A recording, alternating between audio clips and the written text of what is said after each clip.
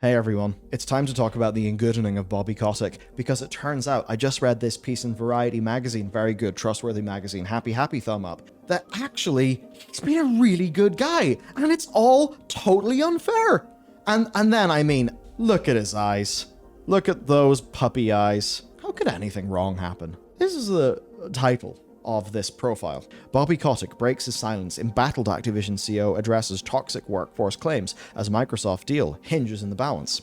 Now, of course, you could be forgiven for being a bit confused about that headline because Bobby Kotick has been anything but silent over the last 3 years. There have been numerous statements, many tone deaf and not particularly effective, that have came out. Now, you may forget things like him basically getting very angry and shouting, "I'll have you murdered," to his secretary.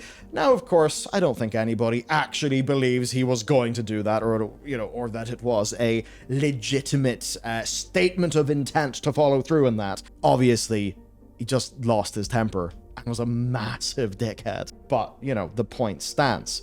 There are many other stories about him being unpleasant. If I was to go through all of them piece by piece, and we'll reference many in today's video, you can just remember everything we've talked about over the last few years in this channel, because it's been quite a time. This entire article, then, is designed to present Mr. Kotick as a polished, lovable human, in an article that will be nice and happy at the top of the search results, that is not aimed at any of us. Right? It's not aimed at me, it's not aimed at you, it's not aimed at any of your mates, anyone in your Discord server. This is aimed at the investment class. This is aimed at people who are in and around the Wall Street and, the Hollywood and the corporation land. That's who this is aimed at, the investors, the analysts, etc. Maybe, I don't know, someone in a pension fund hears that Activision Blizzard man bad, so then fund manager person in pension fund looks up Variety or goes, Variety magazine, yes, good, very happy, real magazine, very trust, big, good, fantastic. I suppose that Mr. Kotick's fine. Look at his lovely, adorable eyes. And, of course, as we're soon going to learn, his his lovely eyes and his Mickey Rooney-like can-do attitude, because we're going to get there too. So, this is an old-fashioned puff piece, and today it's going to be absolutely torn to shreds for your entertainment, so enjoy. All right, Bobby Kotick, the normal man. It paints him as a man who's been demonized by gamers in just as easy as a breath as it pretty much says that the praises are sung of Bobby Kotick across American C-suites. They practically engage in hymns to the man, for he is so great in his business. As Activision has grown, Kotick has become a handy villain, depicted as a rich suit who lives off the money that gamers shell out on their favorite pastime. The slogging on video game-centric social media platforms has taken its toll on Kotick and his family. Kotick does then say the hatred has turned into a lot of anti-Semitism. When you look at images of me on the internet, there are anti-Semitic undertones. Broadly, Bobby, I think they kind of paint you with the whole devil horn thing because Satan's bad and they think you're bad, and that's the joke. It's like you're literally video game Satan. That's the joke. Now, undoubtedly, there is anti-Semitism out there and stuff like going on to his kids. That is wrong, as always. Immutable characteristics, things like that. Family, no. Anything anywhere near that is obviously only something that absolute basket cases that nasty, horrible people engage in, right? It is not right. It is never right. So, Bobby Kotick and his actions, those are fair game. Immutable characteristics and death threats are not fair game. Because when you engage in this stuff, all you're basically saying is, can't win if I'm playing fair. I can't win based on the facts, so I'm just going to try to shortcut it by being horrible. So we don't do that, and thankfully, we don't need to. That said, you may think we'd have to resort to bad tactics because Bobby Kotick's such a good guy. I mean, look at this. In one-on-one conversation, Kotick can be disarmingly funny and warm, with a Mickey Rooney-like air of can-do energy. He's soft-spoken, even when wound up about a particular subject. He lights up when talking about Activision's strengths and future plans, and the interview broadly focuses on painting him as a very benevolent figure. It details his history as an investor, rescuing them at the brink of bankruptcy in the very early 90s, how other executives in Hollywood and Wall Street absolutely adore him, and how analysts absolutely get down on their knees and start praying to his amazing vision of having 2 to 3 top-tier games a year, rather than dozens of small hits. And then what is amazing is that absolutely none of that is relevant to the criticisms that Mr. Kotick is actually experiencing. Because even if I was to steelman Bobby and say that, you know what, actually, maybe Bobby is a real nice, warm, soft-spoken guy with a air of Mickey Rooney-like can-do energy. Well, actually, being chief executive officer is about responsibility and competence. Now, the problem is that in corporate America, it's about responsibility to shareholders and competence in managing the stock price. Of course, what the actual job is, and is supposed to be, is leading a business. A business is a team that has a mission, and a part of leadership involves bearing responsibility for the things that go on in your ship with your crew. If you do not do that, and if you constantly are seen to be trying to pass the buck and not have responsibility, then you are, in fact, a bad leader. You're more of a sort of corporate bandit whose real job is to preside over the blood-sucking leech that has attached itself to the people who actually do the work that generates the value. You know, the products that we buy, which are not made by Bobby Kotick. And we will get into that. This whole article is Bobby at his worst, slimily blaming anyone and everyone for what is going on. And if you want to know what happens whenever Bobby Kotick doesn't like a profile on him, you'll soon see. Also, remember when, those reports of him musing and just being like, we'll buy PC Gamer, whenever coverage in him personally was, getting a little bit rough. Kotick's feelings on the Activision Blizzard scandals, and first you must remember something. The official position from the board is that there was never any evidence of widespread harassment or failure to address as such that they were made aware of. So, in fact, they don't deny a widespread culture of harassment and a failure to address such. They only say there is none of that they, of course, the people residing in the blood-sucking parasite that's attached itself onto the things that actually create the value, that they were made aware of. Now, it's very unlikely this was true.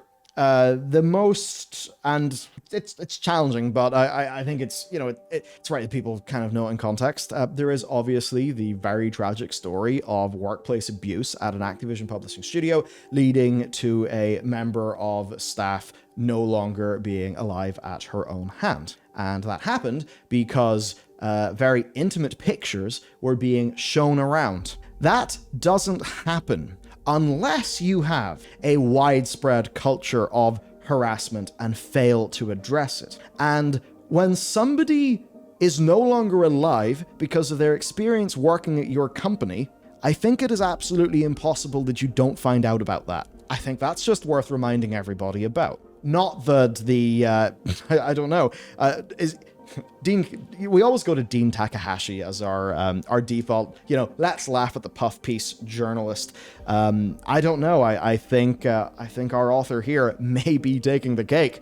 So now that our minds are refreshed and we are aware of their recent words, let's continue. And of course, there are multiple exposés. The main one was from the Wall Street Journal, but it happened from many other outlets. It was very pervasive. We all saw it happen. Now, he believes that his biggest mistake was not coming down hard enough on this stuff when it happened and viciously defending. He says, I wouldn't be here sitting to you talking if any of what you read in those inflammatory media narratives. Sorry, I forgot. He's disarmingly warm with a Mickey Rooney-like air of can-do energy. I shouldn't portray him like that. I shouldn't be too spicy. But he basically says, if any of that was true, why would I be here as CEO still? No board of directors in a non-controlled company is going to allow the CEO of an enterprise to stay running the enterprise if those things were truthful. He says of the spree of bad press that they've had. Again, you must remember who this article is targeted at. It's not targeted at us. It's not targeted at any of the websites we read or outlets we're interested in. This is firmly not for people anywhere near video games. So yes, it basically turns out it was everybody else's fault, not his. there is a little bit of an issue with what Bobby says, and thankfully some prior Bloomberg reporting can enlighten us slightly. Activision's board is full of CEO's old friends. I wonder if that could have anything to do with this board not holding the CEO account, or perhaps the board and the CEO not really dealing with things that were inconvenient. Maybe! It's just a theory. Let's continue. So, if you want to get more of an insight, we can perhaps look at what happens whenever a profile is done on Bobby that he doesn't like. And this is where we go to Mikhail here, who was the former head of Launcher. Launcher was the gaming vertical of the Washington Post that was unceremoniously destroyed. I believe it was this year, maybe it was late last year, but in the general, destruction of games media that's been going on. I mean, Waypoint, dead. Launcher, dead. Many layoffs everywhere. It's been quite rough, really. Anyway, he says, if you want a real portrait of Bobby Kotick, this is the best piece in the market, in my humble, unbiased opinion. Obviously joking, because it is the outlet, it's where he had worked. This is patently ridiculous. Kotick is famously litigious, as documented in the story above. His legal team reached out to us that the piece, as the piece was being reported. The idea that Wall Street Journal published something inaccurate while likely under legal scrutiny just does not hold up. Nice to know that whenever the going goes a little bit rough, talk about the Wall Street Journal. Again, do you remember the reporting over Kotick allegedly musing, we'll just buy PC Gamer, and he didn't like the coverage, on that outlet, right? Hey, Future are shit, but I still think Activision Blizzard would be a downgrade from Future in terms of ownership for that brand. But instead, Mr. Kotick is doubling down on things. We've had every possible form of investigation done, and we did not have a systemic issue with harassment ever. The ever bit certainly is an issue when we think about some of the issues that were prevalent in Blizzard Entertainment. Some people involved in and around this have actually admitted that there was a big problem, and they have spoke about their regret, that they didn't deal with it properly. So that's interesting. There's maybe people within these business units who are saying things that Bobby just, I suppose, doesn't believe. So that's cool. We didn't have any, that's a big word. It's a small word, but it has a big implication here of what were mischaracterizations reported in the media, Kotick asserts. But what we did have was a very aggressive labor movement working hard to try to destabilize the company. Now, again, this idea of the very aggressive labor movement, you have to remember that employee morale, especially at Blizzard, because at least that's the one that we know quite a bit more about, because Blizzard's a particularly leaky ship, employee morale had been very bad. They have been struggling to hold on, to staff. Even right now, we have a situation where, against what the Blizzard game directors are lobbying for up the chain, they are having decisions and things that they do not like being forced upon them. So this is absolutely, the only way you could steelman this is that he literally is completely unaware of what is happening, and he is expressly just the blood-sucking parasite that has attached itself onto the thing that's actually making the value, but of course gets all the credit. So instead he says they have a relatively low level of harassment and assault complaints for a company with 17,000 staff across the world, and he makes no apologies for Activision or its culture. Now, this is what Bobby said. How about, though, we go to what Bobby said earlier for a little bit of contrast and comparison. Over the last decade, as we've brought in new companies, grown our workforce, and expanded the business, we believed we had the systems, policies, people in place to ensure that our company always lived up to its reputation as a great place to work. Clearly, in some vitally important aspects, we didn't. So I guess now Bobby is calling then Bobby a liar. That's interesting. The guardrails weren't in place everywhere to ensure our values are being upheld. In some cases, people didn't consistently feel comfortable reporting concerns. So here's Bobby over here saying, we have a relatively low level of complaints. And down here he says, people didn't consistently feel comfortable reporting concerns. Or concerns weren't always addressed promptly or properly. Some people were deeply let down, and for that, I am truly sorry. No, Bobby, you are not sorry. You're not sorry. Look what you just said. How could you be sorry? Your words aren't real, right? Come on, man. I know you're warm, disarmingly so, with a Mickey Rooney-esque air of can-do energy, but come on. So instead, he says that he has been both humbled and outraged by what he considers malicious distortions about the company. Now, again, it's worth thinking about this from the perspective of people who have suffered there. Bobby Kotick is saying that everything that happened to them was completely arbitrary, that there's no way this can be blamed for, blamed on Activision itself. So here's some reporting from Axios in August of 2021. Not only did Activision Blizzard fail to protect those in harm's way, it actively shielded abusers from punitive actions, sources tell Axios. People have been cautioned against filing a report or attempting to take action against harassers or bad actors, one current employee says. They say things like, "This isn't a fight you want to fight." Kotick then claims that a new transparency report with data from third agencies basically shows that they've done nothing wrong.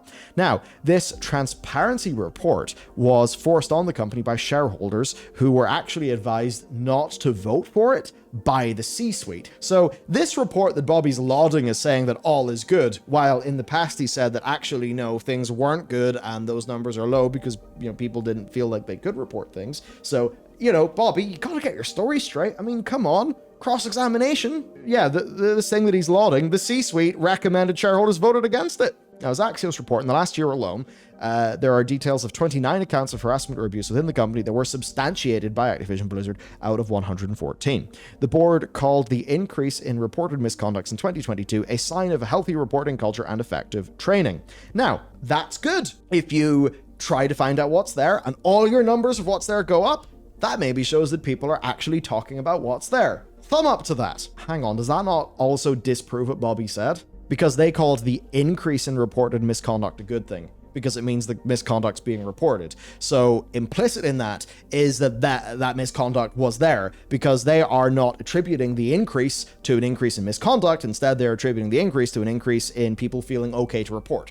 So once again, the most basic cursory cross-examination of what's being said here, they get utterly ripped to ribbons. Again, though, this is the sort of thing that a specialist press who cover stories like this with detail and stick with the stories for years, we know how to do this. Someone who is not in our wheelhouse, who's just reading Variety magazine because they're, some fund manager that someone, their kid texted them concerns. "Oh, Dad, I don't know, you put all the pensions in Activision Blizzard, they're bad." "Oh, it's okay, son, look at this Variety article. Bobby Kotick's fantastic. Yeah." I don't know why rich people all make this kind of meh noise, but I don't know. Thanks, Skeletor. With this all being rather destroyed and it being clear from their own words that they even have admitted in between the lines that they did not have a reporting culture, now that we've ripped all this to shreds, it's now time to talk about Bobby Kotick, Union Man. Yes. Bobby Kotick believes labor organizations are influencing the state and federal investigations into harassment and gender discrimination claims, as well as the employee walkouts that have been staged periodically since 2021. Now, there are some problems here, and these problems involve the linear passage of time, the involvement of the CWA specifically, and it downplays a lot of staff problems and agency. Now, as a part of the reporting around this interview, game developers Bryant Francis spoke to Activision Blizzard, right? And to just go to the sort of quote here, they pointed out the formation of a better ABK in July 2021, calling it the CWA, which is Communication Workers of America, the CWA's A Better ABK campaign. Now that's funny, and as he goes on to say, that comment surprised me. While speaking with a better ABK at the time, I never interacted with any representatives from the Communication Workers of America. Former Blizzard Entertainment employee and then organizer Valentine Powell confirmed my recollection of that time period, saying the group was always employee-led and that it was created before the talk of unionization began with the Communication Workers of America. CWA spokesperson Beth Allen also provided her timeline of events, saying the union helped employees file unfair labor practice charges in September of 2021. So, unfortunately, what they've said has been thwarted by provable timelines and the way that time operates in a generally linear fashion, at least as far as we're aware of thus far. Now, the lawsuit from the state of California was filed in July of 2021. That's what detailed many of these things first. So the first group to look into this was actually the state of California. Then it was the staff who capitalized on that to make their movement, and then the union got involved. Now, the former is a government body, so he can't as much actively blame, staff for their actions. So instead, let's just use the CWA as a scapegoat. Now, this is all quite interesting. This interview reminds readers that the CWA have filed multiple grievances with the National Labor Relations Board, with them finding merit in at least one instance where Activision Blizzard withheld raising salaries from Raven Software QA testers, and that could be directly attributed to their union activity. And it's like, there's some things where, the reason why you can make that labor board complaint is because that's not a thing you can do. Because the union thing is a right, it's not a luxury. It is a right. If you want to do that, you have a right to do that. Now, from Kotick's perspective, though, actually things are great with CWA. He points out the work with CWA at Blizzard Albany is something that they've had a good time with, right? So that fine. We're all happy to see that union form. This is a part of his wider sort of angle, though, that he's working, because being anti-union in an article in multiple occasions is talking about popularity in Hollywood and media circles. That would be a death sentence, because remember, this is Variety magazine. It goes around in those Hollywood sort of circles. That's like one of the places Variety is known. And of course, right now there's pretty big writer strike going on. So your union credentials to the target audience of this piece, they're very important. So we've got to see, okay, well, how are we massaging over a lot of the things that we've heard, such as like the protected activity of forming a union, people having pay withheld, or pay raises withheld, that sort of thing. Well, we can get into that. So for Bobby, it's important, especially if he's maybe looking to be an executive of some of these companies in a few years, because, maybe he does get the deal across, gets his golden parachute out, maybe he's away from Activision Blizzard. So he wants a record of, being good with the right kind of unions, not those pesky unions. I am not like other CEOs that are anti-union, Kotick insists. I am the only Fortune 500 CEO who is a member of a union. Now, that's quite funny. He later says, what I do have an aversion to is a union that doesn't play by the rules. So, Bobby's a union man. He talks about how, I'm the son of a teacher. I believe in the unions. Now, he's a member of the Screen Actors Guild, and that's because he had to be a member of the Screen Actors Guild in order to be in the film Moneyball, because the pretty strong union presence in that industry mandates those protections.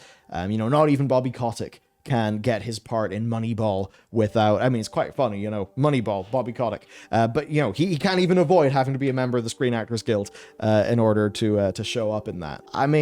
It's really good to see. I'm sure that Bobby is actually at the picket line with all the writers right now.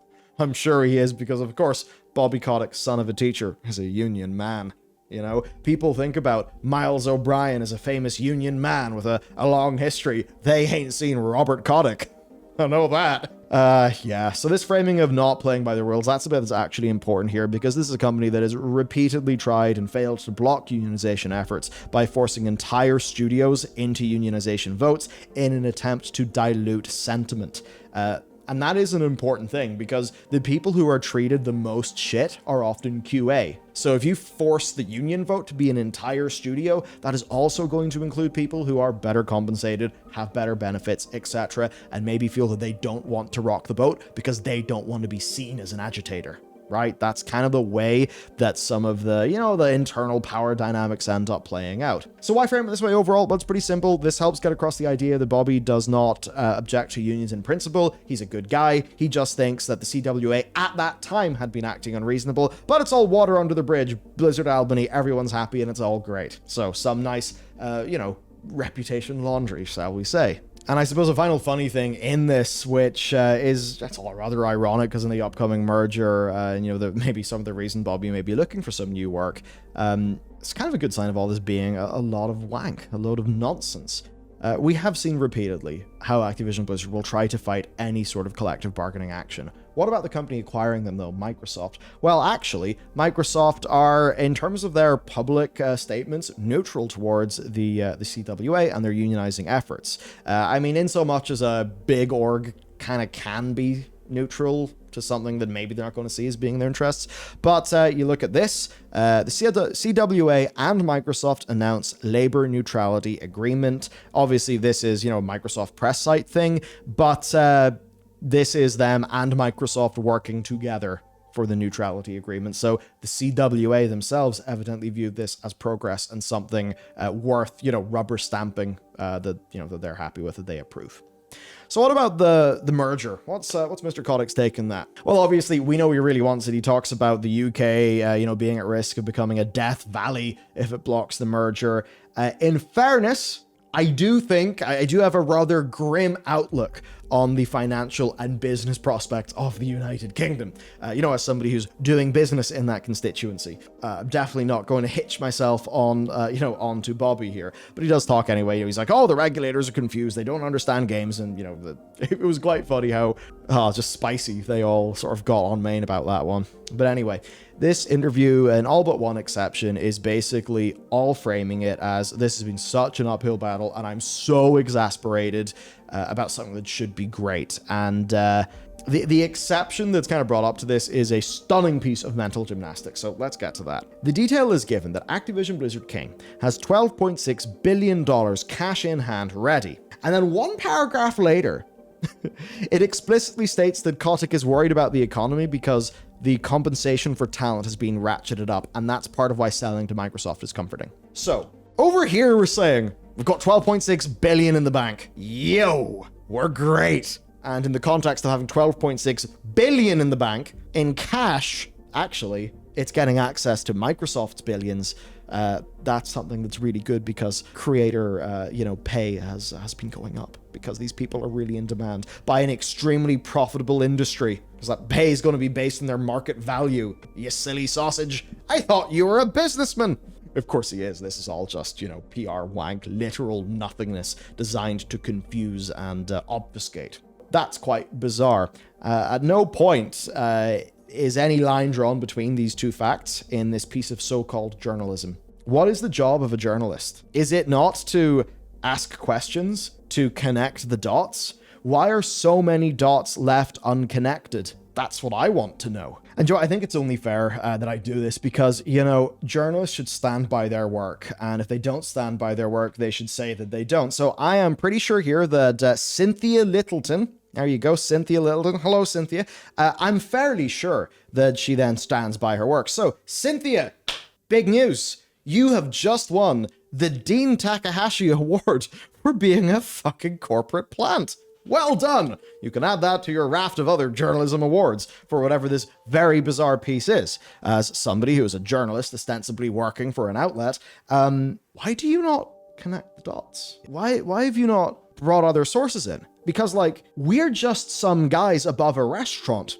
who have access to Google and have brains. And I know, it's not quite like having access to Bobby Kotick, the soft-spoken, warm man who with an air of Mickey Rooney-like can-do energy. But it certainly does turn out that the piece that you've created absolutely falls into tiny little pieces. And that is why, of course, you do deserve the Dean Takahashi Award for Journalism. I don't know how you produce a piece like this and sleep at night, frankly. It's insane. Now, once again, what do we criticize people for? It's not who they are or what they are. It is what they do, what they put out there.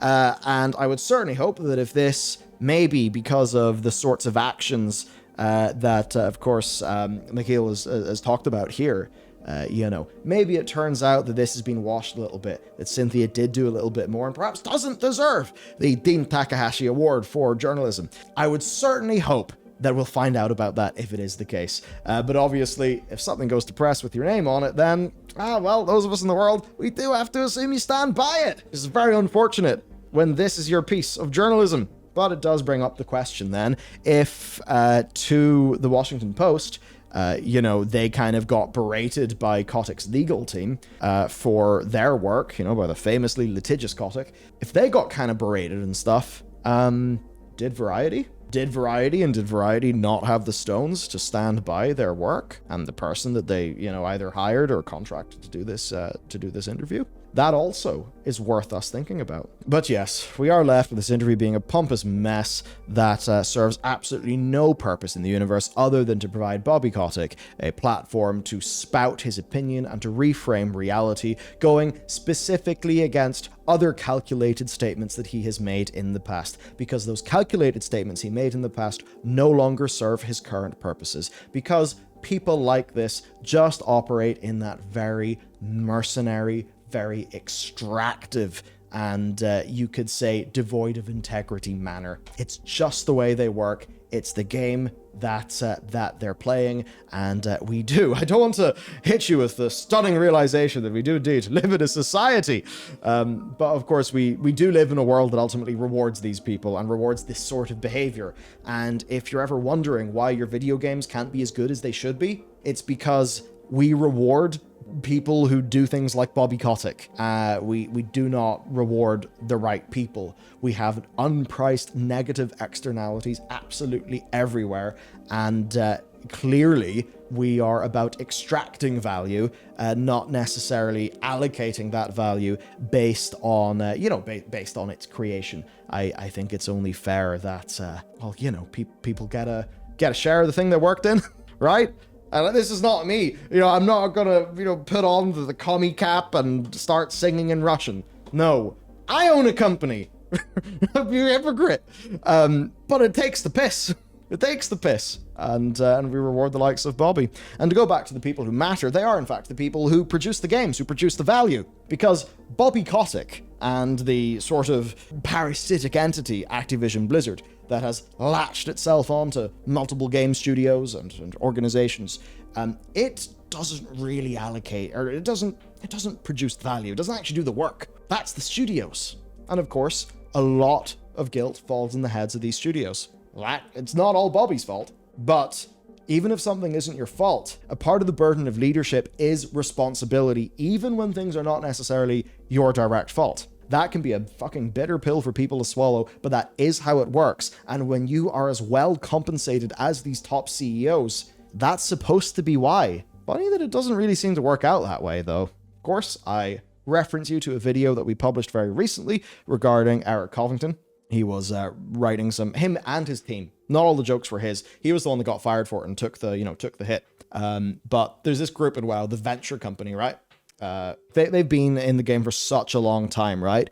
They've been in Mulgore, the Barrens, Stone Talon, Azure Mist, Stranglethorn Vale.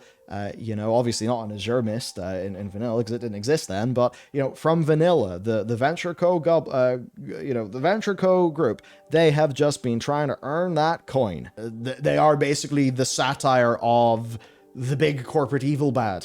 So a whole bunch of jokes that completely fit the Venture Company were written onto a Venture Company NPC, and it basically transpires that somebody high up at Blizzard. There are some things that could suggest it's Mike Ybarra, but I definitely wouldn't want to hitch anything onto that. It is purely just a guy, Eric in this case, the guy who was fired, liked a tweet where somebody speculated it was Ybarra. Obviously, that is actually not even an allegation. That is just a, interesting, but not something that we can make any form of factual claim about.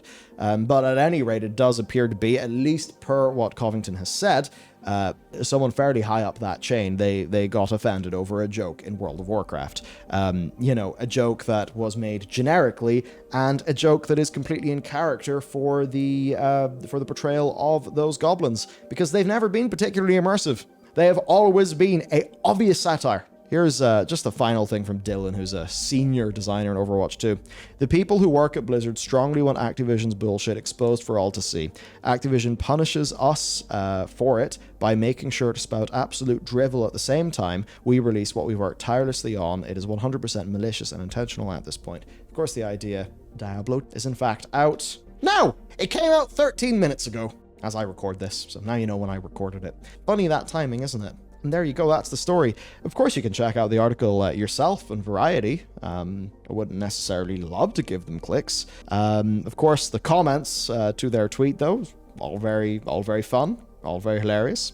So that's all good and fun. But yeah, absolutely, it completely falls to pieces, as you've seen today. And, I could have done this, I could have got the guys to do this in a very, very, very, very, piece-by-piece way. I think the more cursory way to do it, this is already a long video, and I'm sure it'll be cut down a bit by the time that you see it, but I feel like it's the best way. Just cover it broad on all fronts. You guys all remember the details because you've been here with me as it all happened. We just need to point out the kind of main ones. The lines, even the logical consistency. Like, this article doesn't even have internal logical consistency. It is that badly put together. I don't know who's stupid enough to buy this shit, but someone must be, or at least they must think it'll work. That's it, though. We will do our damnedest to make sure that it doesn't work, because bad tactics should not be rewarded, and this is an instance of bad tactics. That is it today. I hope you have found this to be as entertaining as I have. Frankly, this has been a really fun 40 minutes. It's rare you just get, this is like a main course-sized dessert, isn't it? All right, have a great day. Thanks for tuning in. Go play some video games, because actually the video games that the game designers and developers make, they're great. Fuck the leeches, though. See you next time.